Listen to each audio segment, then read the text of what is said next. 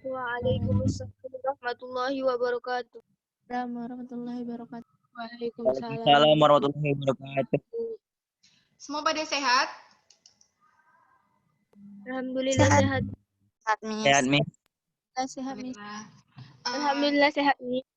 Ya, Mbak.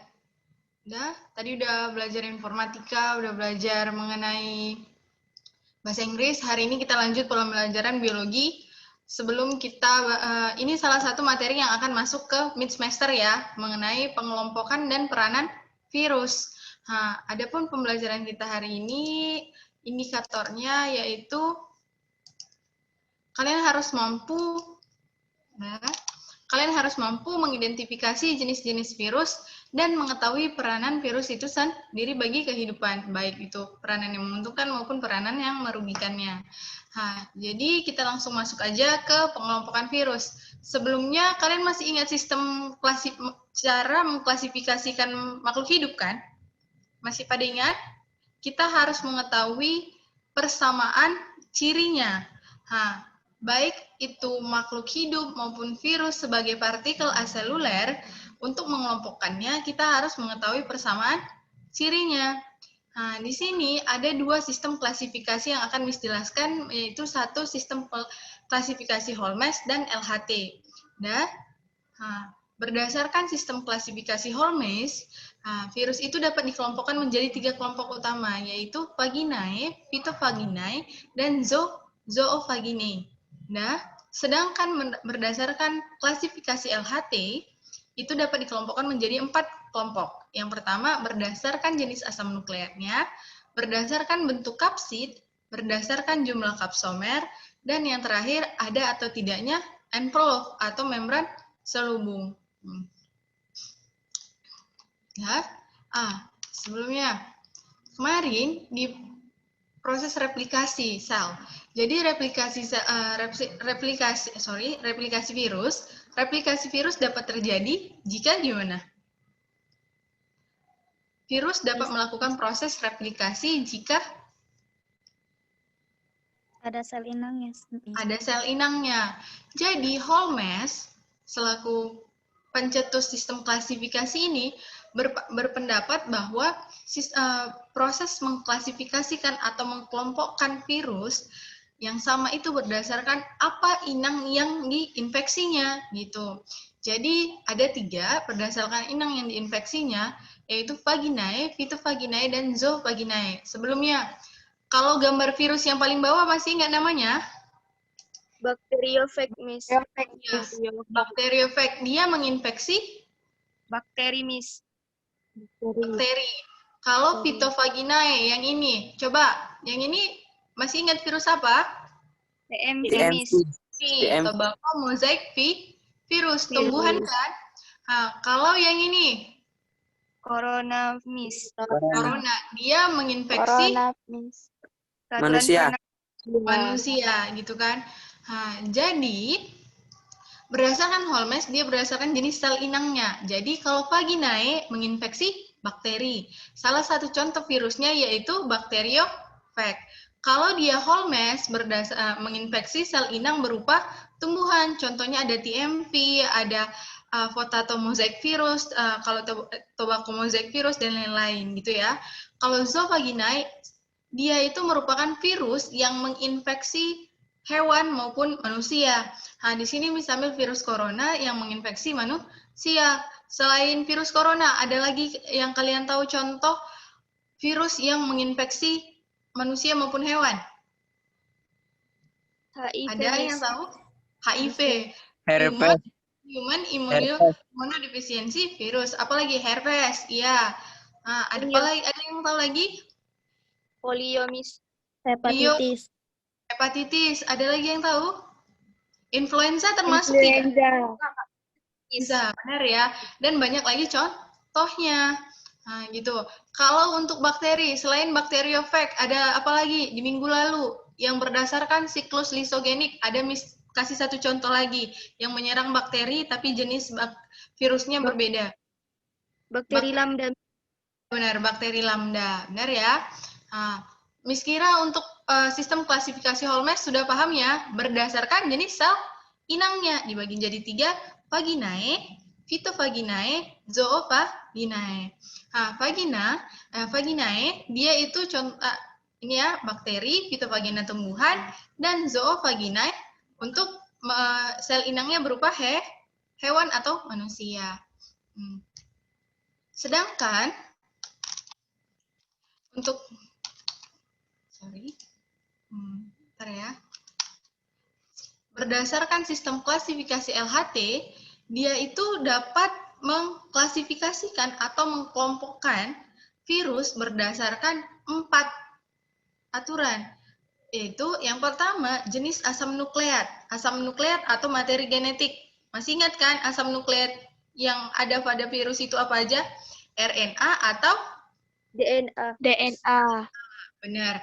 Kalau yang kedua, berdasarkan bentuk kapsid. Kapsid, masih ingat apa yang dimaksud dengan kapsid? Yang melindungi Masih. materi Miss. Gumpalan. Protein yang membungkus atau melindungi materi genetik virus. Kapsid itu tersusun atas kapsomer kan? Masih ingat kan?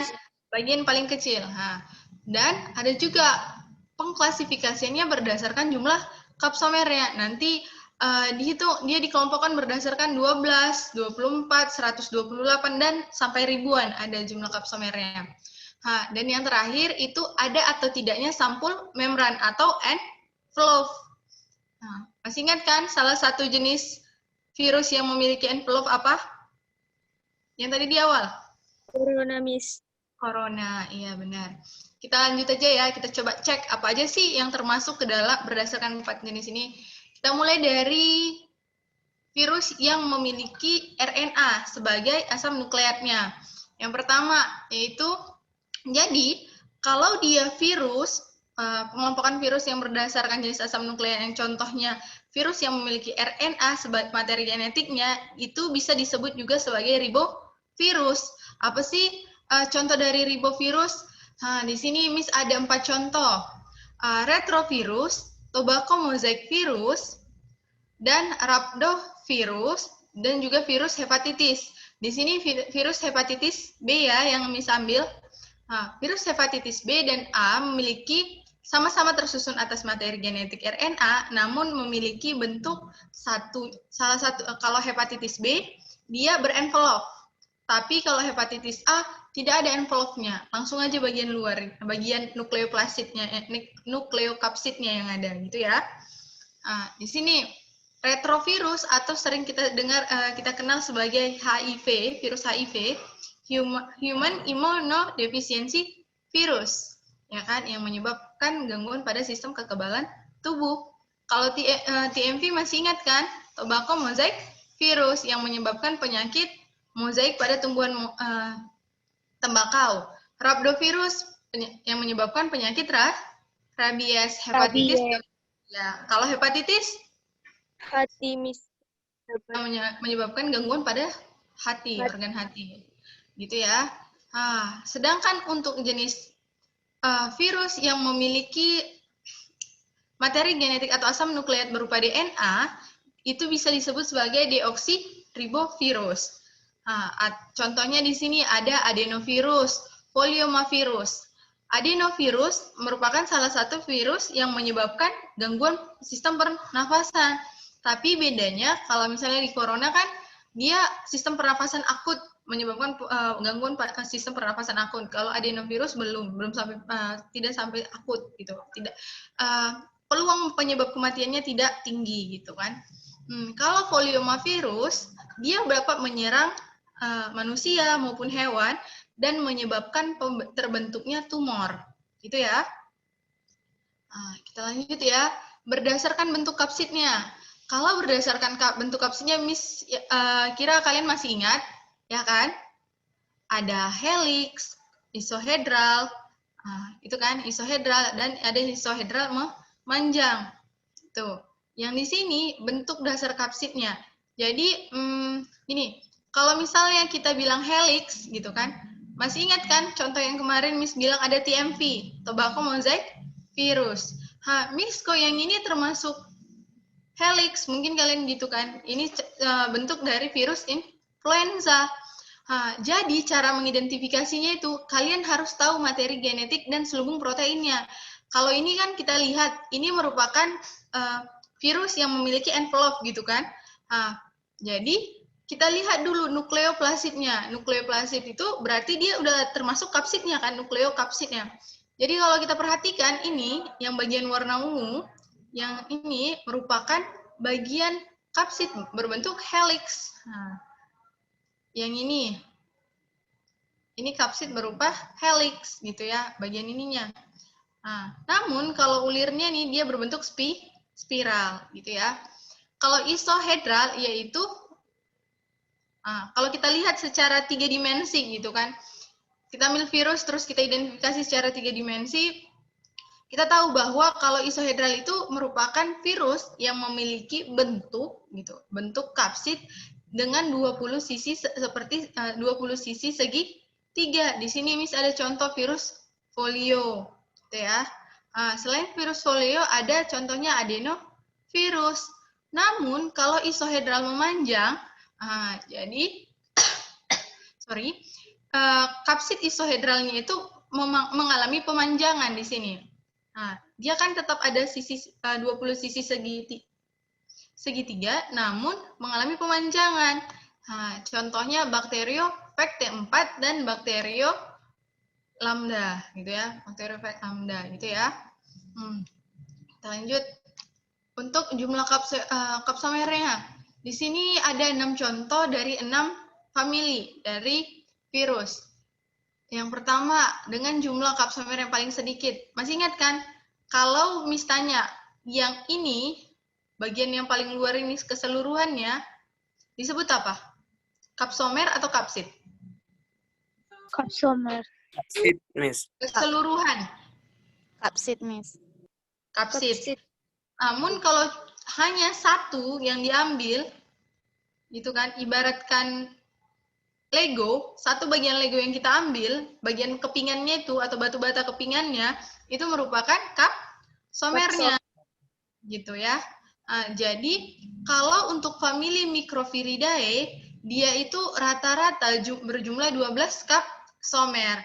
Kalau Parvoviridae 32 kapsomer, Papillomaviridae, contohnya tadi Papillovirus, itu dia rata-rata memiliki 72 kapsomer, dan Herpesviridae, baik itu baik itu yang menyebabkan dia, contohnya itu Herpes papillomavirus, ya itu ya.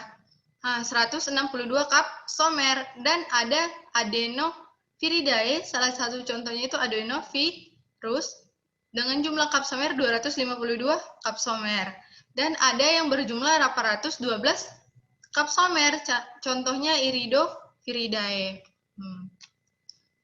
Dan yang ini, yang paling sering kita bahas, yaitu ada atau tidaknya sampul membran.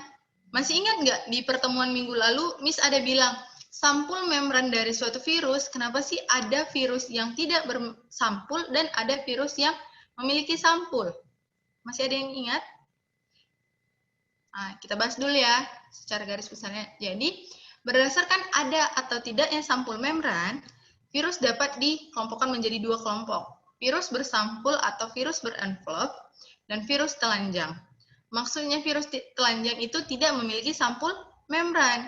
Jadi, kalau dibilang dia sampul membran, masih ingat nggak? Miss bilang bahwa membran yang ada pada sampul membran yang ada pada virus ini sama dengan membran sel yang ada pada manusia maupun hewan dan yang ada di tumbuhan. Dia sama membran sel yang ada pada makhluk hidup. Kenapa bisa seperti itu? Ada yang tahu? Di pertemuan waktu replikasi virus, di bentuk-bentuk virus bisa ada jelasin. Ada yang masih ingat? Jadi, mereka memperoleh sampulnya ini merupakan hasil dari replikasinya.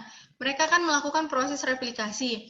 Jadi, kalau misalnya dia secara replikasinya, virusnya secara eksositosis pengeluarannya, ada beberapa gitu ya, beda jenis virus beda.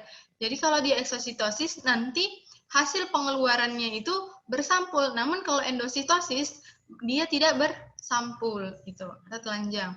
Untuk contoh virus bersampul ini merupakan apa? Contoh virus, ada yang tahu? Yang ini retrovirus atau HIV. Yang ini dia udah 2 kali loh muncul di gambar. Ada yang ingat? Ada yang ingat? Virus influenza. Polio, Miss. Yang Influenza. berbentuk helix ya. Jangan lupa ya. Kalau yang ini, ada yang ingat? Adenovirus. Adenovirus. Adenovirus. Selalu muncul di setiap pertemuan kan? Nah, coba kita jawab. Coba jawab pertanyaan ini. Virus yang menyerang sel hewan pada umumnya memiliki envelop atau sampul membran yang menyelimuti nukleokapsid virus. Envelop atau sampul membran ini memiliki komponen yang sama dengan membran plasma karena kalau misalnya ada yang tahu jawabannya langsung ya perkenalkan namanya. Kasih nama dan kelasnya. Ada yang tahu? Ada yang tahu? Tadi barusan kita bahas. Ini. Dari proses replikasinya, Miss. Replikasi dari sel Dari inangnya kan? Nah, kira-kira jawabannya yang A, B, C, D, atau E, itu namanya siapa, Kak? Zuria Hasanah, Miss. Sana, coba Juria. Jawabannya A, B, C, D, atau E? A, Miss. Benar ya, envelop-nya berasal dari membran plasma sel inang pada proses replikasi, gitu ya. Nah, coba yang kedua. Berdasarkan klasifikasi Holmes, virus influenza dan HIV dapat dikelompokkan ke dalam kelompok yang sama yaitu A. Vaginae, B. Phytovaginae, C. Zoovaginae, D. Ribovirus, E. Deoxyribovirus. Ada yang ingat? Ada yang tahu? Vaginae, Miss. Vaginae, Miss. Vaginae. Apa? Zoopaginae. C kan? Ya, Iya, kalau yang A, vaginae, dia menyerang Bakteri, Miss. bakteri. Phytovaginae, Tumbuhan, Miss. tumbuhan. Zoovaginae, Hewan dan atau manusia. Hewan dan manusia. kalau influenza, manusia iya? Iya, Miss. Ya kan? Iya, Manusia. Miss. Kalau HIV, manusia? Manusia, Miss. Ya. Manusia, Jadi jawaban manusia termasuk kelompok hewan tidak? Iya kan? Masuk, Miss. Berarti Ya, jawabannya C. Kalau ribovirus apa? Pengelompokan berdasarkan ada atau tidaknya jenis asam nukleernya berupa DNA atau RNA? Ribovirus. D. RNA. RNA. RNA. Ingat aja ya, RNA. ribovirus, RNA. Dari R, berarti RNA. Kalau deoxyribovirus, berarti DNA. Nah, ketika kita bahas ini, Miss mau nanya, kira-kira udah ada yang tahu nggak apa sih perbedaan yang paling mendasar dari RNA dan DNA? Ada yang tahu? Atau udah pernah baca? Jadi, dia perbedaannya itu di strukturnya. Kalau kalian masih ingat, di pelajaran minggu lalu, di replikasi, ketika virus menginjeksi sel inangnya, dia mengeluarkan untaian, kan? Iya, Untaian materi genetik. Jadi, untaian materi genetiknya itu ada dia yang double. Maksudnya double dua rantai gitu kan. Nah, atau dia cuma satu untai. Kalau satu untai itu termasuk kelompok RNA. Tapi kalau 2 untai berarti DNA. Itu dari jumlah rantainya sudah bisa dilihat. Kalau rantainya itu pendek, dia itu termasuk RNA. Tapi kalau rantainya panjang, itu merupakan DNA. Nah, jadi kalau DNA itu kan deoksinukleat gitu kan. Nah, jadi yang ada lagi di struktur gula pentosanya, Kalau di struktur DNA, dia gula pentosanya itu kehilangan atom OH. Tapi kalau di ribo, dia sama-sama gula pentosa 5 gugus karbonnya, tapi dia tidak kehilangan OH-nya. Itu aja perbedaan. Dan ada lagi beberapa perbedaan lagi yang nanti akan dibahas lebih lanjut. Ya. Nah, jadi coba Miss tanya, Miss yang nunjuk ya. Kita ulang untuk mengenai pengelompokan. Trisa Masayu. Ada? Atau Miss coba tanya dulu. Pengelompokan berdasarkan jenis asam nukleernya ada berapa tadi? Ada yang tahu? 2, Miss. 2, Dua, Miss. Apa tadi? Coba perkenalkan namanya. Novriani Safitri dari kelas Dalton, Miss. Ya, Nopri. Coba apa aja berdasarkan jenis asam nukleernya? DNA dan RNA, Miss. Kalau contoh yang DNA apa?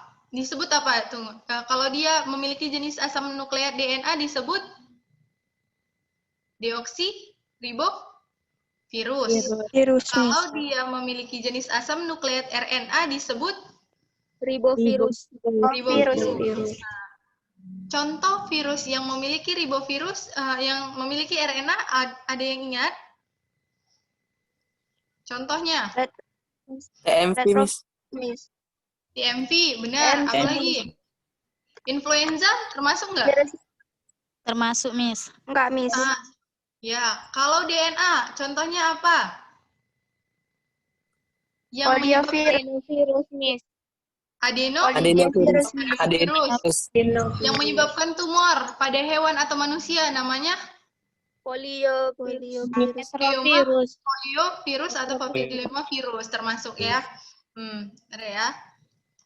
Nah, kita lanjut untuk peranan virusnya sendiri. Di sini Miss bagikan peranan virus yaitu ini untuk yang merugikan pada hewan dan yang merugikan pada tumbuhan dan yang merugikan pada hewan. Kita bahas dulu. Di sini ada 4 contoh Miss ambil untuk yang merugikan pada tumbuhan. Yang pertama potato mosaic virus. Yang ini ya, potato mosaic virus. Jadi kalau kalian lihat dia ini bisa nggak cuman di istilahnya. Jadi kalau potato mosaic virus ini dia bisa sebenarnya ada dibilang potato mosaic virus, tomato mosaic virus, tobacco mosaic virus. Intinya itu dia virus menyebabkan penyakit mozaik pada tumbuhan. Lihat ini ada tobacco mosaic virus kan? Dia itu di ciri-ciri tumbuhan yang mengalami penyakit mozaik itu biasanya daunnya mengalami perubahan menjadi warnanya itu menjadi kekuningan. Nah, terus siap itu kalau untuk tobacco dia daunnya menggulung. Tapi kalau pada potato, pada kentang, tomat itu biasanya buahnya itu yang mengalami perubahan, gitu ya. Tapi dari daunnya juga pas sudah gini mengalami penguningan dan bercak-bercak hitam, gitu ya. Yang ini kalian tahu kan ini gambar apa? Kira-kira ada yang tahu nggak ini gambar apa? Padi, Miss. Jadi virus tungro, virus tungro itu menyerang padi yang masih muda. Biasanya kan kalau padi sudah menguning, berarti dia sudah tua dan sudah bisa diambil kan, gitu kan, sudah bisa dipanen istilahnya. Namun kalau virus tungro ini dia menyerang ketika padi masih sangat muda, menyebabkan ada berubah warnanya padi menjadi kekuningan dan menyebabkan padi yang seharusnya tumbuhnya memanjang terus makin banyak isinya malah menjadi kerdil gitu. Inilah yang disebabkan oleh virus tungro. Dan ada juga jenis CVD, citrus vine following degeneration. Biasanya ini pada tanaman jeruk. Jadi bagian pengangkutannya tadi Miss nggak dapat fotonya. Dan kalau misalnya kalian lihat batangnya, dia itu kesulitan dalam mengantarkan hasil fotosintesisnya, itu ya. Dan ada beberapa jenis virus lainnya yang menyerang tumbuhan. Di sini Miss kasih 4 contoh. Namun untuk hewan dan manusia itu banyak ya.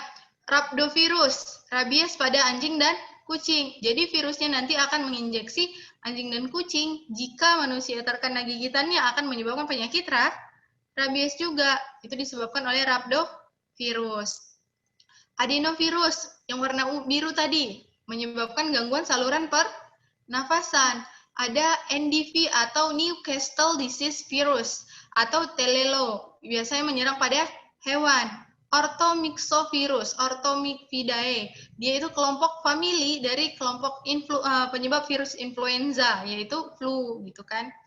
Ada paramyxovirus, gondong. Ada yang tahu gondong? Atau lebih sering dikenal sebagai penyakit gondok. Ada yang tahu?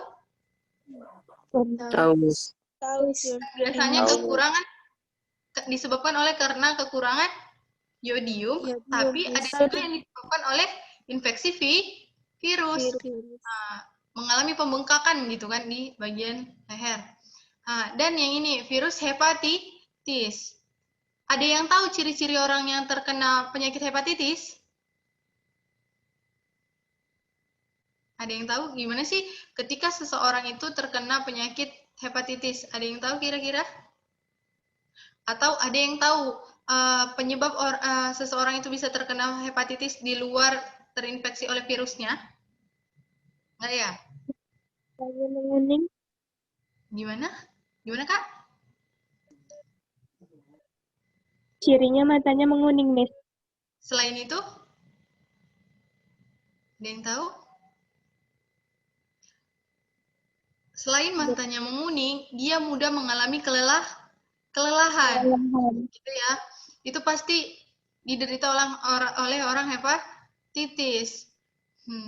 Kira-kira ada yang tahu nggak kenapa matanya menguning? Nah, nanti cari sendiri ya. Poliomyelitis, penyakit polio. Pernah lihat orang kena penyakit polio? Ada yang pernah lihat? Biasanya ini diderita oleh anak-anak. Nah, itu kan? Tapi sekarang untungnya sudah ada vaksin untuk pencegahan polio. Ada morbillivirus, merupakan virus penyebab penyakit campak. Ada human immunodeficiency virus, penyakit AIDS, penyakit menular kan, penular seksual. Rhinovirus, salah satu penyakit pilek. Atau HSP2, herpes simplex, penyakit, nanti dia kalau pada tahu kan penyakit herpes itu yang gimana? Ada yang tahu penyakit herpes itu yang gimana? Jadi nanti kalau misalnya seseorang menderita penyakit herpes, biasanya itu menyerang bagian kulit. Nah, gangguan pada kulit. Bisa di kulit tangan, atau paling sering itu pada bagian alat kelamin. Nah, jadi nanti bagian kulitnya itu kayak mengalami pelepuhan. Ada benjolan-benjolan luka yang berisi air. Itu merupakan penyakit herpes. Merupakan salah satu penyakit melalui hubungan seks bisa terdampak juga selain virus gitu ya. Savovirus atau papiloma gitu kan. Ada SARS-CoV-2 yaitu gangguan akut pada sistem pernafasan atau disebut sebagai virus corona. Dengue virus atau penyakit demam berdarah dan lain-lain ya. Ada banyak lagi contohnya. Nah, gitu ya. Sedangkan tadi kan kita udah bahas yang merugikan. Kalau untuk peranan yang menguntungkannya, itu ada beberapa peranan. Yang pertama, pengobatan kanker. Jadi ada jenis virus onkolitik. Di sini termasuk virus retrovirus. Nah, di sini maksud virus onkolitik ini gimana, Miss? Nah, jadi dia itu memiliki kemampuan untuk membunuh sel kanker. Nah, gimana caranya, Miss? Jadi ketika dia melakukan replikasi, nah, dia itu menginfeksi sel-sel kanker saja. Ketika dia sukanya sama sel kanker gitu istilahnya. Dia inang yang sesuai gitu kan. Bagian reseptor inang kanker dengan virus onkolitik ini sesuai. Jadi dia hanya menyerang sel kanker dengan cara replikasi titiknya sehingga menyebabkan kanker itu pecah dan rusak gitu. selnya, gitu kan?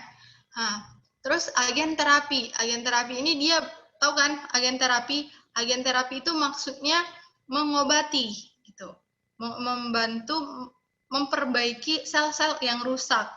Nah, di sini retrovirus atau virus HIV tadi, dia itu memiliki suatu kemampuan. Jadi kita lihat virus HIV itu juga ada fungsinya di luar itu. Dia kan termasuk kelompok retrovirus.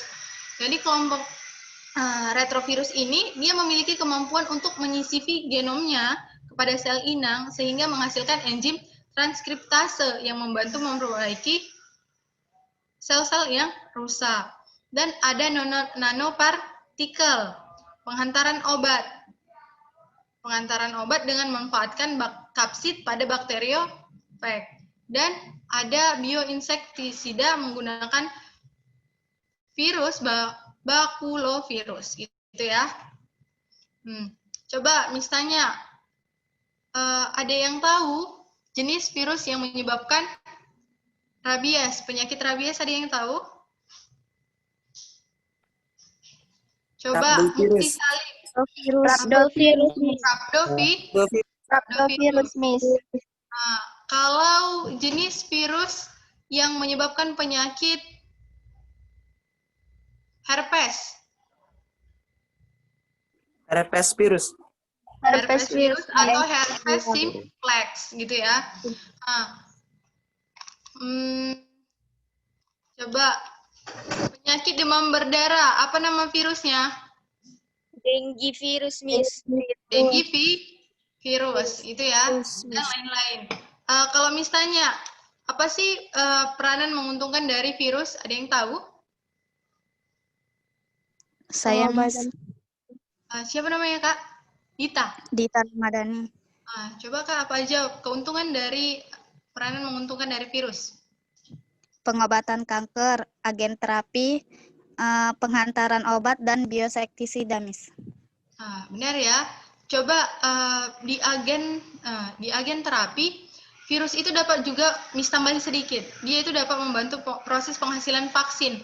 Ada tahu kan vaksin itu apa? Ada yang tahu vaksin apa? Antibody. Antibody. Dia merupakan senyawa antigen yang membantu sistem kekebalan tubuh terhadap suatu jenis penyakit, gitu ya. Jadi virus juga dapat membantu dalam proses pembentukan vaksin. Tuh, ya. Jadi kira-kira ada pertanyaan untuk materi pengelompokan virus dan penyebab penyakitnya dan peranannya? Ada? Jadi kalau misalnya nanti ada pertanyaan, oh iya, apa itu Kak? Namanya? Nama saya Nadia Trinanda Putri Ritonga dari kelas 10 Mendel, Miss. Ya. Miss, kenapa virus itu bisa tiba-tiba aja muncul? Kenapa virus itu bisa tiba-tiba saja muncul? Kalau dibilang ini maksud tiba-tiba, oke, ada pertanyaan yang lain? Ada pertanyaan yang lain? Jadi Miss kasih statement untuk pertanyaannya. Nadia tadi ya, Nak? Halo? Iya, Miss. Ya, Nadia. Jadi gimana sih maksud dari, kan tadi Nadia nanya, Miss gimana sih, kenapa sih virus itu bisa tiba-tiba muncul? Jadi maksud dari tiba-tiba muncul ini kurang pas gitu. Jadi virus itu bukan tiba-tiba muncul, tapi dia itu memang sudah ada, tapi dalam keadaan inaktif. Gitu ya. Virus itu memang ada, dia kan partikel namun dalam keadaan inaktif gitu, bukan tiba-tiba ada. Dan kalian tahu nggak kalau jumlah virus itu lebih banyak daripada jumlah manusia yang ada di bumi. Jadi kalau misalnya kita di bumi, berapa jumlah manusia yang ada di bumi? Ada yang tahu? 7 miliar. 7 miliar. Kita taruh 7 miliar. Jumlah dari virus sendiri itu 10 pangkat 31. Berarti ada 31 angka 0 di belakang 10. Udah, itu termasuk miliar nggak? Enggak kan? Udah triliun, di atas triliun lagi. 10 pangkat 31. Jadi sebenarnya virus itu sudah ada, namun dalam keadaan inaktif. Soalnya virus hanya dapat bereplikasi jika ada sel inangnya. Nah, ketika sel inangnya gitu kan, dia kan harus sesuai gitu kan. Dan kalian jangan salah, virus ini mengalami evolusi. Mengalami evolusi. Ketika virus mengalami evolusi, maka dia itu lebih mampu menyerang inang-inang yang sesuai dengan materi tubuhnya gitu. Ya, dia bukan tiba-tiba ada, tapi memang sudah ada di muka bumi dengan jumlah yang lebih banyak daripada manusia sendiri, yaitu 10 pangkat 31 gitu. Ya.